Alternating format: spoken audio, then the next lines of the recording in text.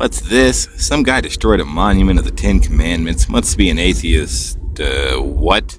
Hello, this is Michael Reed, and I'm a firm believer that part of salvation is that we not only have faith in Jesus Christ, but we obey the commands of God.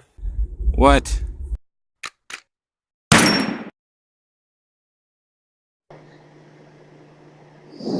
They purposely making the innocent weak. My existence on this planet's for you. I ain't only here to benefit me. Okay, what the fuck? We've all seen or heard of cases where some atheists clearly didn't understand the words separation of church and state. Whether it be suing schools over Santa Claus and cities over Christmas parades, and even Christians that didn't understand it, making school children read the Bible. But this is the first time I've ever heard of a Christian not understanding it in the same way an atheist would. This jackass, god damn it, this jackass, at around 5 in the morning on June 28th, rammed a monument that had been embroiled in a 2-year legal struggle, and like a total dunce, live streamed the crime. Trials and challenges and the Oh my goodness! Freedom!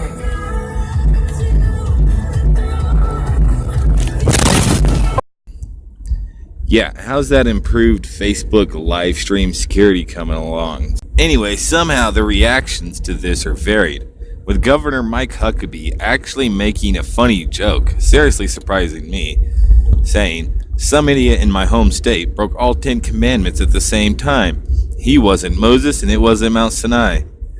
Then a twat named John Horner showed a complete lack of humor and constitutional understanding. Some idiot legislator thought it was okay to place a religious statue in a place where governing occurs despite separation of church and state.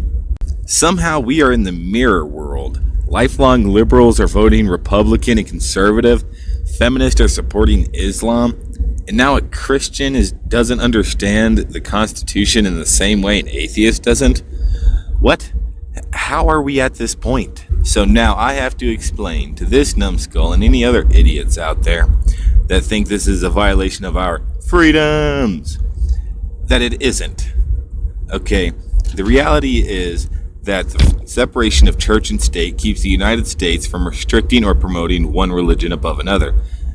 But acknowledging the important role religion has played in American history is not against it. Now, if those words sound familiar to you, there's probably a good reason. In almost exactly the same manner, the U.S. Supreme Court came to the same conclusion in 2005's Van Orden versus Perry, with a similar monument. Some of you are gonna autistically and demand you get your atheist or Scientologist statue right next to the Christian statue. But think again, that stupidity was dealt with. In 2008 to 2009, in the case of Pleasant Grove City, Utah et al. Versus SUMMUM, the religious organization SUMMUM wanted to erect a monument in the city park. The request was rejected, and lawyers began to salivate. Why? Because that same park had a monument to the 10 Commandments. Yeah, if you're wondering if I'm cherry picking for 10 Commandment monuments, I'm not. Look it up. These simple, wholesome values get sued a lot. But in this case, basically it was decided that the SUMMUM statue would not go up because while looking at the 10 Commandment monuments, one can take away either a religious view or a secular view of said statue. The city may decide on what monuments it wants to present to the world as a representation of the local culture, history, and peoples. And that finally, because the city usually accepted monuments from private organizations in recognition of things like history or long-standing community ties. And as we all know, the Mormon Church has quite a few ties to Utah. That's a fairly easy assessment to make. But what the hell is a SUMMUM? Seriously. So while it may be obvious to most at this point, let me spell it out for the one militant atheist in the background who would appear to be going into epileptic shock. Religious monuments may be erected in acknowledgement of the important role it has played in shaping history, culture, morals, and as a representation of the local peoples. And a request for the erection of a religious monument may be rejected if it does not meet such criteria. And that includes atheism, which has been ruled a religion in court of law many times. So if you still think that these 10 Commandments in Christianity have nothing to do with culture, history, and people of Arkansas, I have one question for you. Are you living under a rock? This is the home of Mike freaking Huckabee.